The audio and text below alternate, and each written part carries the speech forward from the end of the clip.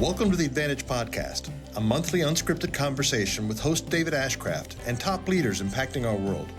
Created by pastors for pastors to strengthen our leadership and expand our knowledge and influence. Hey, well, welcome everybody to the Advantage Podcast, and I have a special guest with me today that I'm excited for all of you to meet. This is Stephanie Chung. Stephanie, so good to have you with us. And let me just Thank tell you real you. quick what I know about Stephanie, but I'm going to ask you, Stephanie, to tell a little bit more about yourself. So, Stephanie is a new friend of mine through the Global Leadership Network and thoroughly enjoyed getting to know Stephanie and being with her and around her. She's part of our GLN faculty. She's spoken at the summit. She spoke this past year at our pastor's launch. We called it Base Camp event in February.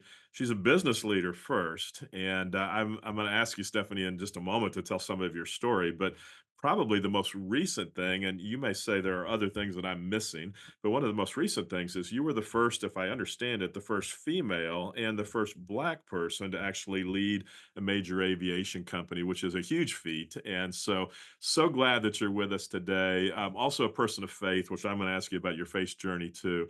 But Stephanie, thank you. Thank you for being here with us and excited to have our guys get to meet you.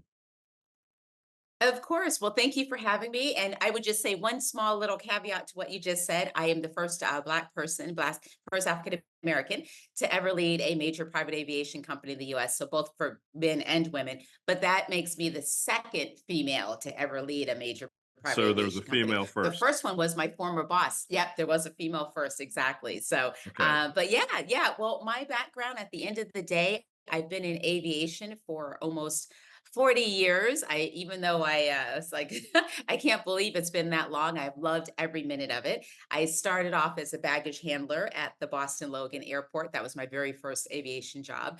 And from there worked my way up. And so started off at load and luggage and then went into sales and then got recruited into private aviation. So I've spent the last 20 plus years in private aviation and did everything from selling, private charter to selling private jets to overseeing sales teams that sell private jets, and then becoming a president. So ran an entire private aviation company. And then my most recent gig was I was the founding chief growth officer for Wheels Up, which is a publicly traded private aviation company, one of the largest in the world. That's great. Fun to hear that. Now, if I could go back on your story a little bit, Stephanie, Mhm. your dad was a military person. So you Yes, traveled yes. a lot, and I think that's where you even got your fascination in aviation was just being Yep. around military bases and seeing lots of planes and Exactly. So my dad, you're right, was a master sergeant in the U.S. Air Force, and so I grew up literally hearing planes take off and land my entire life, like my entire life, right? So I've always lived on active Air Force bases, and I learned to love aviation. And I actually knew early on that I wanted to be in aviation. That's all I ever wanted to do, and so it made sense that I went right from as soon as I could work, went right into the airlines and have truly enjoyed the career. I just can't picture myself doing something else. Even though right now I am on the speaking circuit, I am not, doing as much in aviation now as I am on the speaking circuit. And then, of course, my book, which I know we'll talk about later. yeah, very good. So talk about real Mhm. quick. Let's stay with aviation for a moment, and you were Sure. breaking all kinds of ceilings, I guess. Let's say where Mhm. I think if I have heard your story correctly, when you first started, you really there were no other models for you of at least anybody rising very far up in the aviation world other than baggage handlers and things like that. And so what Mhm. motivated you to keep going and how did you even ascend to where you did? Oh, that's a great question. Think nobody's ever asked me that. That's a very good question. So, what's really interesting, David, is I can honestly tell you this is where you really believe that God's just got, your steps ordered, right? Because when I first got into aviation, that is a big industry. So I didn't know all the tools that were available and all the different opportunities that were available. So when I was younger, growing up, it's interesting because in aviation, when I was younger, I would only see if you were a man, like if I saw aviation depicted in film or TV or movies or anything like that. If you were a man, you were a pilot, and if you were a woman, you were a flight attendant. But none of those images ever looked like me. We're talking, a long time ago, right? So nothing ever. I never saw a person of color as an aviator in any type of magazines, film, TV, or what have you. So I didn't know what I could do. So I knew I wanted to be in aviation, but didn't know what I could do. So I started off very, very bottom of the ladder, which of course is loading luggage, checking customers in for their flight. So that's how I started. Thankfully, I had God bless me with people who would just speak one word, and I'm pretty, you know me, you know my style. It doesn't take a whole lot to convince me on anything, right? And so I had the first person I remember, his name was Jim. Jim was a good old boy from the South. And Jim was like, Stephanie, every time I come to this airport, I see you serving customers, smile on your face. I think we got you in the wrong position. I think you should be in sales. And then I was like, okay. So I moved into sales. Then, worked for some really great sales leaders who were like, I think you should be in corporate sales. Okay. And I did that. Or I'd have people recruit and say, Steph, I would love to have you come over to my, airline. So, and I'm let you make up whatever job you want to do. Okay. So I kind of go with the flow. And it's been really, really a blessing to do that because I think God's used me because I'm like, I'll go with the flow. Like, sure, all right, let's try it. And each step, though, what I will say is growing up a military brat, because you're around excellence your whole life, that is the standard. And so everywhere I went, I knew that I needed to do an excellent job. And and I did it. And then that usually got me the next promotion and the next Good. promotion. And so I feel like leaders who were above me would just know if you put Stephanie in there, she's going to get the job done. And then I would do it. And then that would lead to the next promotion. So I'm That's good. incredibly grateful for the Yeah. different leaders I've had. They've not been, all people that I'd write books about, right? But I've certainly needed them and learned what I needed to learn from them for the stage that God had me in until I went to the next level. Yeah, So, that's good. So 2 questions real mhm, quick. One, you mentioned mhm, military brat, and so I mhm. don't know that I've ever it's interesting that you said that caused you to strive for excellence, and so I don't know Yes. that I've ever thought of that before, so I might get you to Mhm. expand on that a little bit more, but then I was gonna ask you a real practical one. As being somebody that led an aviation company, I don't know if you saw in the news the last, I don't know, 2 or 3 days where Mhm. a golf team, a college golf team was going to the Mhm. national championships for their golf, and they saw out the window of their plane the baggage handlers taking their clubs, and there's actually video of it, so you see it, but the baggage handlers were Yeah. throwing their clubs and just throwing them on the ground, then pick them up and throw them in the containers. What would you say if you were the head of the aviation company? What would you say to those baggage handlers? How would you handle that? Oh Because my gosh. as pastors, we have people that do Yeah. similar kind of things in our churches, and so how would you handle that? Mhm. What would you say to those guys? Yeah, that's a really good question. So I will tell you, like, one, you have to address it, right? And that Yeah, would be one of those because I don't even remember I did see that clip. And those are the types of people that honestly, because I'm sure it's layers and layers and layers below the CEO, but I would imagine the CEO is gonna clearly it's on press, so he yeah, will be addressing it. yeah, But how I would handle it personally, if it were my company, is I would actually want to have a call with them or a face to face if I could fly down there and meet with them face to face.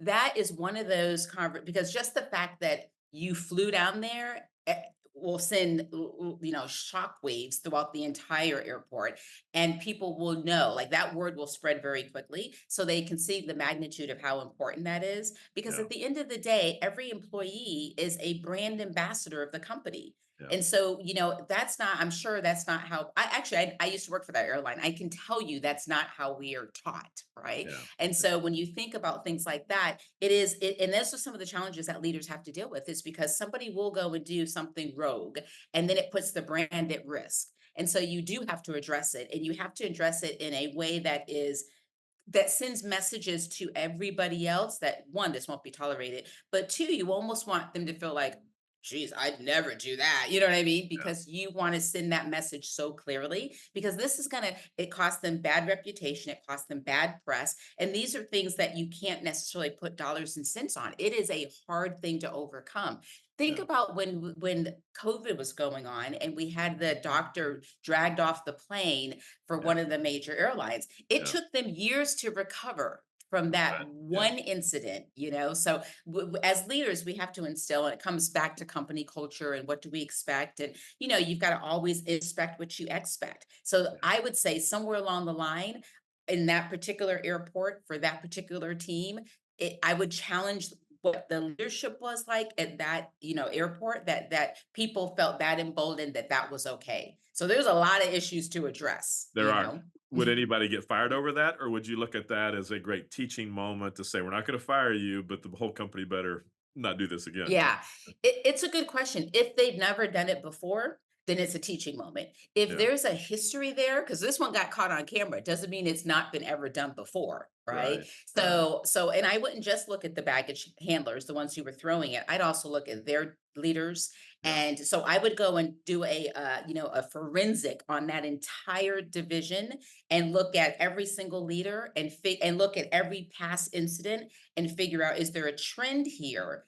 that hasn't been addressed? And if so, that needs to be addressed. Or is it just we've got bad leadership that needs to be plucked up and plucked out and removed? Right. yeah, So I'm not a person, this is the military in me. You grow up a dad, you grow up a father of a soldier, you're always taught to make decisions, make them quickly. And so you have to make quick decisions and they're not always the easy ones. But yeah, I will tell you, I have no problem making very quick decisions like that. They're out. Like, we're not, and because you still have to answer to the public on what you've done, how did it right. happen? What have you done? And how will you ensure it doesn't happen again? And Yeah. sometimes, people will be sacrificed in that process, you know? So, it's interesting, you use the word brand, how'd you say they are brand ambassadors, I think you said maybe? Yep. And Hmm. so that's not only true in business, that's so true in church too, where and again, you're Yeah. talking to the, um, pastors of the 80 to 100 largest churches in Pennsylvania, and so they've got thousands of people in their churches, and Yeah. all of those are brand ambassadors as well, not only for their church, but for Jesus and just our faith. Hmm. And I know even at LCBC, there was a time when there was a guy that wanted to buy bumper stickers that said LCBC or have something that he wanted to give to everybody in the church. And it sounded like a fun Mm, idea, but then we're like, oh, do we really want people right. driving the way people drive with LCBC on their bumper stickers? So we chose not to do that for that very reason. Hmm. But that's a Yes. challenge of how do we make sure that the Yep. people, and it's usually not the CEO, it's usually the people that are Hmm. working with us and under us that are the most Yes. worrisome. So. Yeah. Exactly. And that's why though too, David, I think when it comes to leadership, we have to work so hard to make sure that the all employees or in the church, that everybody knows the business that we're in, right? Because if you just think I was a baggage handler, right? So that was a job that I did. If I just looked at it as, oh, I'm a baggage handler, I'm just a baggage handler, then my scope of view is going to be really narrow. But if I understand that, oh, my job is to, do whatever the brand promise is, then all of a sudden it's not just one piece. So one of the things that, and you and I have talked about this before, that I'm a big fan in leadership is that not only does everybody have to know the business that you're in, but you should also have the team do walk a miles so everybody understands how everyone's job affects the job that they do or not do, right? Because you're all one big unit. And Yeah. so often, especially with bigger, whether it's churches or companies, people forget that. And so if you just think you're a baggage handler and you're not part of, literally creating an experience for people, then you'll do what we saw on TV, right? Yeah, Versus exactly. the really taking some pride. So yeah. Exactly. That's It's- great. Let me go back to the military question real quick. So, was it really, Sure. would you credit growing up in a military family that caused you to strive for excellence then? 100%. That was the Interesting. expectation, and Yeah. that's exactly how I strived. And I will tell you, when I was a little girl going to school, right? So you're waiting for the bus to pick you up. The things that you would see, I think when you're a child, people don't we think of what children see from a negative perspective, but we don't think about what children see from a positive perspective. So in my case, where I grew up around soldiers my whole life, I saw them with their pants always creased, right? They weren't wrinkly, their hair was always in place, and I'm sitting there waiting for the bus and I'm watching them, run and jog and do all kind of stuff. They've done more by 6 a.m. than most of us have done all day. And so the way that I've seen excellence portrayed was that was the expectation. There was always cause and effect. If I got in trouble on the base, let's say it was my father who was called in to talk to the commander, not me, right? So you always knew that there was cause and effect. There was leadership and order and authority, right? So I grew up as a little girl knowing that. And therefore, how I led had a huge impact on how I led. It's like we're not a free for all. There is an accountability process, and everybody holds that title, right? So, Yeah. you just instill that in the teams that you lead. But I saw that as a child, and I'm grateful for it, honestly. So that's good. So one of the things that you just said, Stephanie, that I think is really important. Everything you said is important, but one of the things I want to make sure I highlight real quick. We Mhm. tend to, so oftentimes we tend to go after the person that made the mistake as opposed to the person above them that maybe didn't teach them how to make the right decisions. And so Yes. that's twice you brought that Mhm. up, both on the military base. Makes sense that it's going to be your dad that's going to get called in if you're Yeah. messing up. And so thinking that even in the church culture and leading, and our tendency is not to go after the person that's leading. We tend to be probably more, I don't know if gracious is the right word, or I don't know if Mhm. we're afraid that we're gonna have to replace them, and the other person that offended was maybe a volunteer, and so, but it's just an interesting thing that we probably ought to be thinking more about in the church world. Yeah. Yeah, 100%. I think that, you always have to start with the leader. I Yeah. know when I was leading teams and sales teams, and I shared this story many times where one of my sales directors made a mistake, and it was a $325,000 mistake.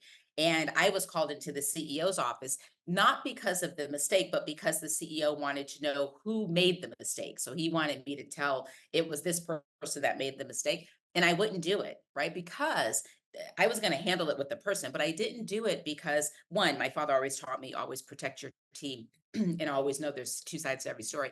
But as far as the CEO was concerned, that was my mistake. My team had a process, it wasn't followed. I will handle that, but I'm not going to throw my person under the bus to the CEO, because honestly it's my responsibility. I'm the leader, and that team member didn't do the job as instructed, and outlined in our Yeah. process. And so, there's a lot of different ways that we as leaders have to always check, either one, first ourselves. So have I communicated the process correctly? And then if it wasn't followed, well, what check and balances do I have in place to make sure that there isn't any ample room for things not to be followed, right? So the Yeah. leader has to take most of the burden before we start pointing to the people that actually executed incorrectly.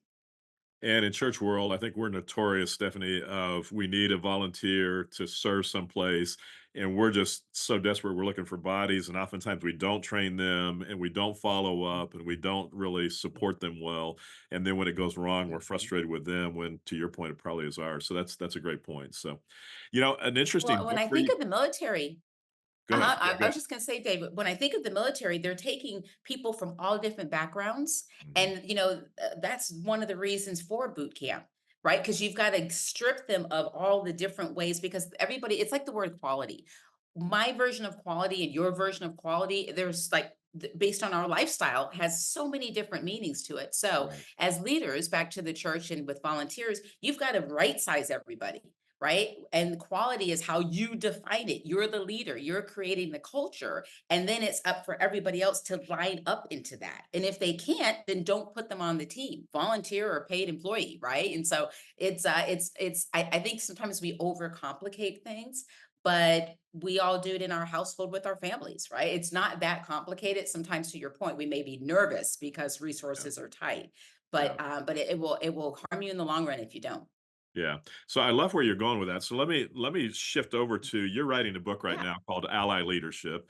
Oh, you know what I was going to tell you, Stephanie? I think a great book for you to write, or a great talk Hmm. anyway, are just lessons you learned from your dad as a master sergeant.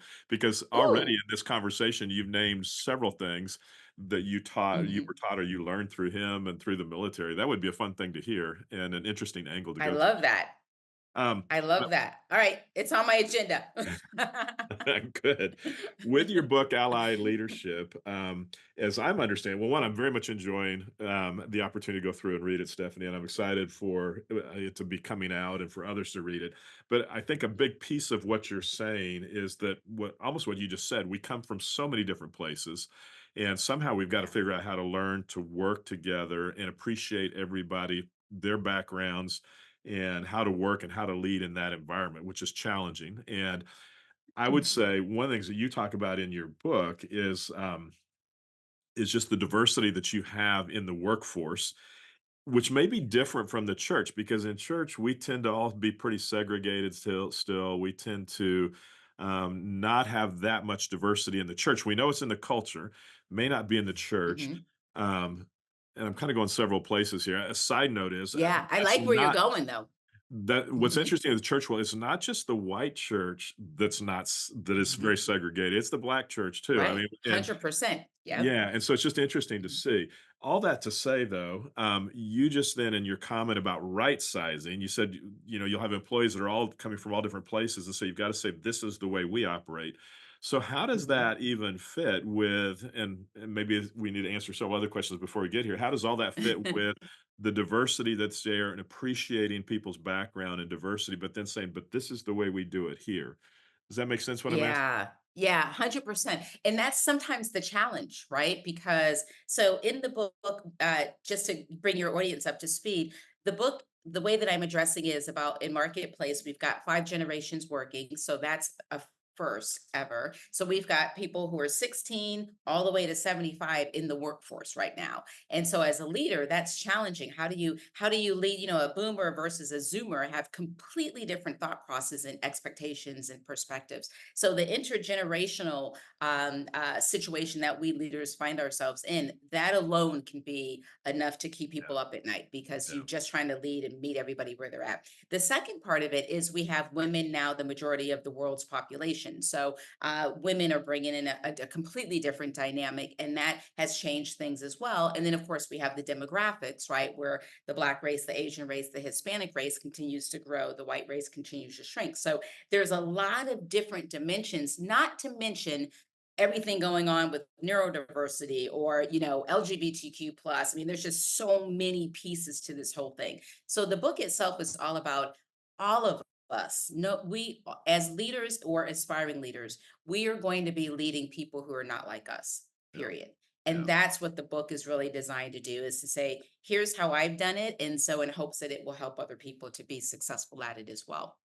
So that's the premise of the book. Now, when you think about how do we do this, I use the word ally. The title is Ally Leadership, but ally stands for ask, listen, learn. And then you, the why, you take action.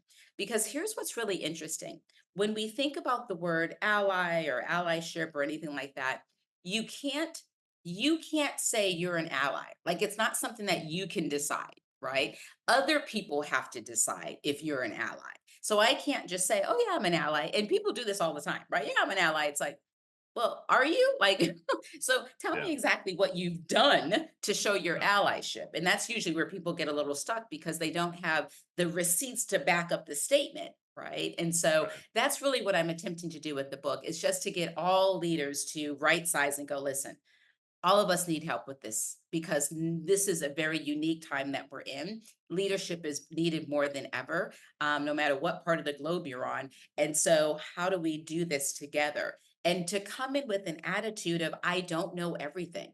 Yeah. And so, if I can come in and ask questions and listen and learn, that's half the battle. And once I come in literally with an open mind to understand, then that's going to allow me to take action in areas that align with my belief, my values, et cetera, in areas that I can understand it a little bit more. And so what we've had, go ahead. I was just gonna say, Stephanie, so again, probably back to my question a minute ago, asking, Hmm. listening, and learning doesn't mean that, okay, now I've asked, I've listened, I've learned from you, and so therefore we're gonna go your way. It really Right. is saying we still have a direction we're going as an organization. We have policies and standards and what we're looking for, Yep. quality.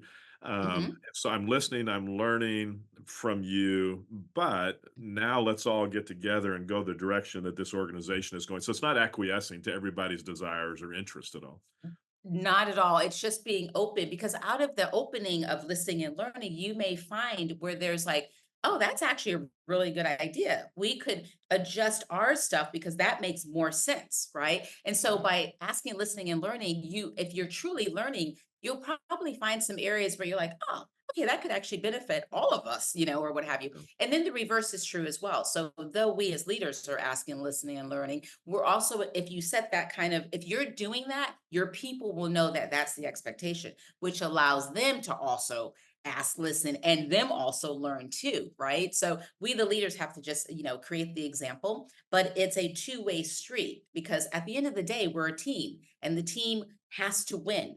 right? And everybody wants to be on a winning team. So that means there are times I'm going to have to learn some things that are out of my area of expertise, and you're expecting your employees to do it as well. I think the biggest changes that's, in my opinion, David, that I've seen happen over the past several years, and COVID, I think, just expedited the whole thing, is the fact that we leaders, once upon a time, were always positioned where we had all the answers. Yeah. And then so that was a bit of a burden. And depending on the leader, it was maybe a power play too, right? So Yeah. once COVID happened and everything shifted, where the employees really took time to reevaluate their lives and go, you know what, I don't want to do this anymore. I want to do that, or this is what matters to me, or my family. I need to put more time in with my family. Whatever it was, they came out of this now where the dynamics had shifted and the employees had the control, right? They're like, I'm not going into the office. I am working, from home. And so they were starting to call the shots, and we leaders were like, whoa, whoa, whoa, what's Yeah. going on? I can't get him back in the office, right? Or I can't get him Yeah. back to church. And so Yeah. all the dynamics changed, and we had to realize that, okay, we have to walk this back a little bit and sit and listen and learn and figure out how are we going to create a workplace that's beneficial for all, because at the end of the day, we still need to get the job done.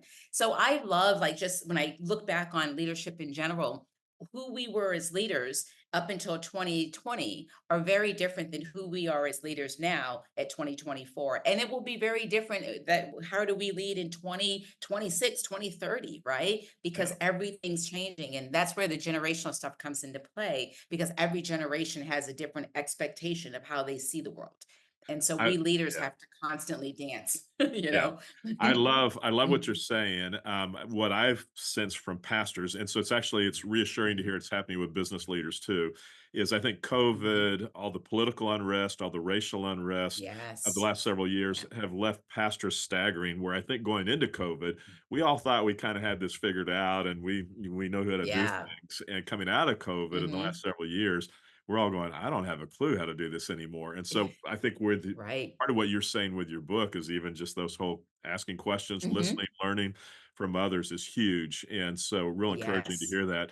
The other thing that I find fascinating in reading your book, Stephanie, is as Mhm. you talk about your situation and the environment in the business world, you as you write, you don't say LGBTQ is right or wrong. You just present the fact it's there. It's not like you have a Yeah. choice on will you deal with it or Right. not. It's there in your face. It's people that are in your organization. So how do I lead in this environment? Right. I think in the church world, we kind of have a choice if we let people that are different from us Right. in or not. And so it's Mhm. it's a different environment where I appreciate where you're it helps me understand more what business leaders are going through, because we can be Right. insulated in the church. You can't so much in the business world. Exactly. And that's where we really, really need our pastor.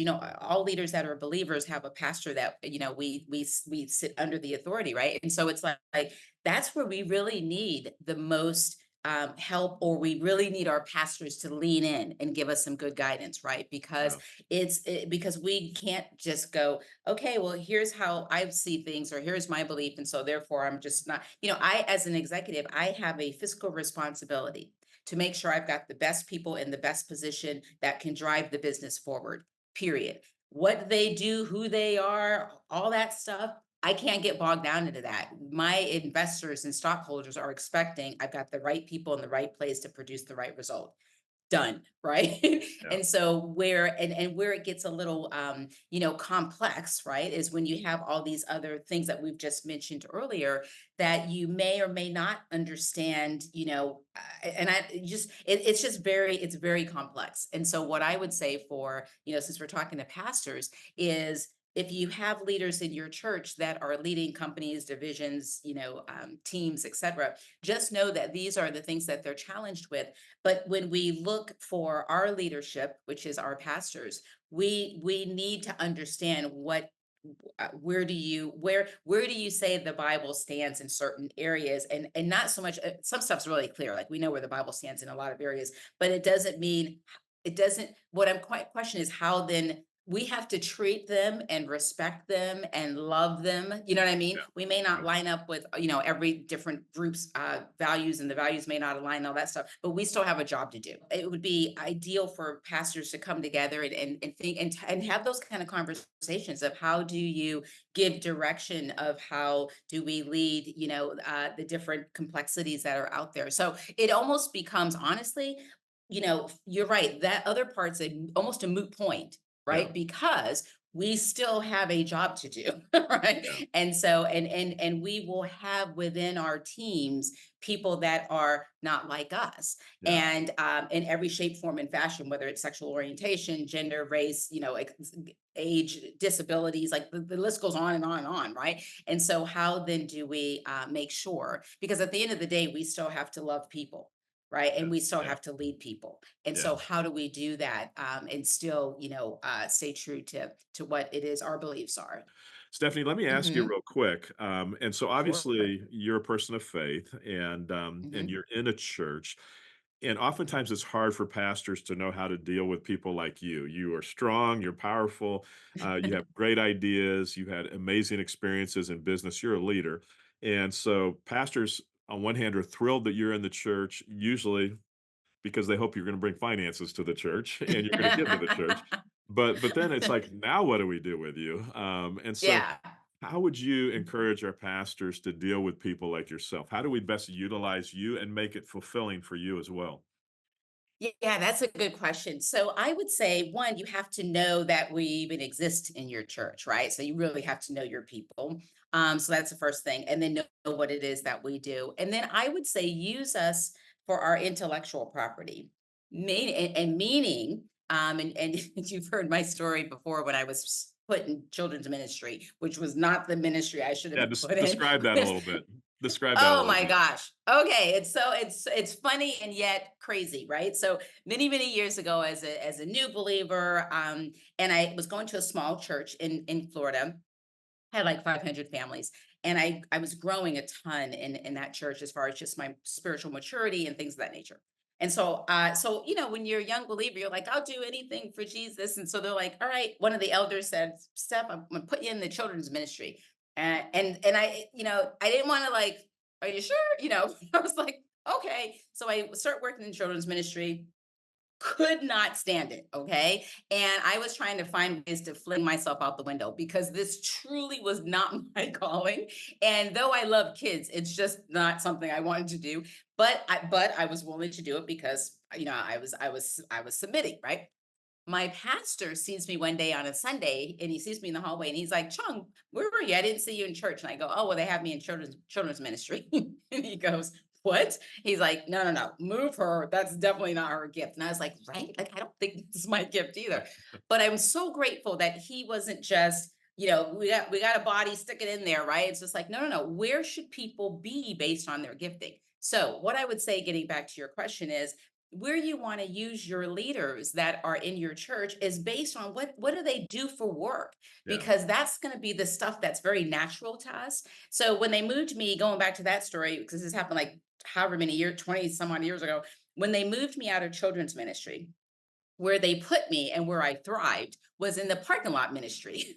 And the reason why I could do the parking lot ministry great is because I knew how to park planes at the Boston Logan Airport, right? I had that church parking lot flowing like butter, baby. It was like no lines. We were moving. There wasn't any like, like it worked so great because I knew how to park planes at a very busy airport, and, all the things that it takes. So that's an example of, though I'm a woman, it doesn't mean I should be in children's ministry. What is it that I do? And then really try to mirror that, right? So what I would tell pastors now, fast forward, is, when you have executives in your church, in your congregation, what is it that they do for a living? Because that's the stuff that we are probably very gifted in and that we can help the most. So I'll use, if there's a woman in your church and she happens to be in finance or she's a CFO, don't ask her to make cookies for the youth group, right? Nothing wrong with it. And if she likes making cookies, but ask her like, hey, you know what? I'd love for you to take a look at this. This is Yeah. where we're being challenged, or we're trying to grow our margin contribution. What are your thoughts? She'll be able to rattle off stuff because this is what she does all day. So I Right. would say for the pastors, look at your entire congregation, less about gender and all that stuff, and look more on what is it that they do as a profession, and then talk to them about that. If I'm in someone's church and I'm a growth officer, and you want to figure out how do I grow the church, I'm probably a person you want to ask a couple Yeah. questions to, right? Because I'm going Yeah. to be able to rattle stuff off, and I'll be able to ask you questions that will have you thinking a different way because this is what I do, right? Yeah. So Yeah. that's what I would say. Again, I think it would take a burden off pastors to feel like you've got to, carry such a big load. I'm sure in most people's churches, you've got so much talent that they would love to be able to share their knowledge, especially if they belong to the church and they love the church and they want to be, see it grow and develop and be strong. They're going to be able to tell you stuff that, this that won't take anything but a couple minutes of their time Yeah. to really be able to just pour into areas that could probably be really helpful. I would say the flip side of that as well is the couple minutes of their time, or maybe it's an hour at lunch, or what have you. You just have to be mindful as well because everybody's so strapped on time. And so, if there's anything that you can do that condenses the time, it's really important. Nobody wants to spend, 6 weeks or 6 months doing, stuff, right? So it's like, Right. just Exactly. if they're good at what they do, a couple of minutes they will shed and pour so much insight into what could probably help you in the ministry a lot. That's fantastic. Yeah, what I found, Stephanie, is exactly what you're saying, where I can best utilize the talent in the church of people like yourself, not asking you to sit on a committee, not asking you to do Yes. ongoing things, but really it's more one-offs. We've got a project we're working on. How can I do this better? Whether it's Yeah. finances, whether it's building buildings, whether it's multi-site, Mhm. whatever it may be. And Right. I've found that the people I've tapped on the shoulder to help me with that love doing that, and they're great, great Yep. asset to me and to the church. So yeah, that's great. Exactly. Stephanie, Exactly. it's Good. been wonderful talking to you. You're a lot of fun to Thank talk you. to. I appreciate you. I appreciate your love for Mhm. church and for Jesus, and the fact that you're somebody out in the world, and even with your book. And when will your book be released? Is that coming out soon? So, yes, it's gonna be out. The official date is August 13th. Okay, So super excited about it. If anybody's interested, they can go on to stephaniechung.com/book, and we're doing pre-orders and signed copies now, but it will officially launch and be everywhere August 13th. that's great. I think what I appreciate again about the book, it's not even just business people that we're talking about. It is the church, and even as you and I are Mhm. talking again today, there are so many correlations, and people are people, organizations are organizations, and whether you put the label church or business on it, it doesn't really change the people or the need for Right, organizations. So a lot of overlaps. right. I think it's going to be a great book, not only for business people but for Thank you. pastors and the church as well. So thank you for Thank taking you. time with us and speaking into the Of pastors course. lives, and excited about where the book goes, and excited about where you continue to go, seeing your influence expand, and so happy for that. So Stephanie, Thank thank you. you. Appreciate you very much. Thank you. All Yeah. right. Thank you so much, David. I appreciate it. Take care All now. right. Thank you. Thank you for listening to the Advantage Podcast with David Ashcraft and for participating in our goal to strengthen and encourage pastors and their churches so more people are introduced to Jesus across Pennsylvania. If you found this helpful, feel free to pass it along. To find out more about the work of The Advantage, visit our website at theadvantage.org.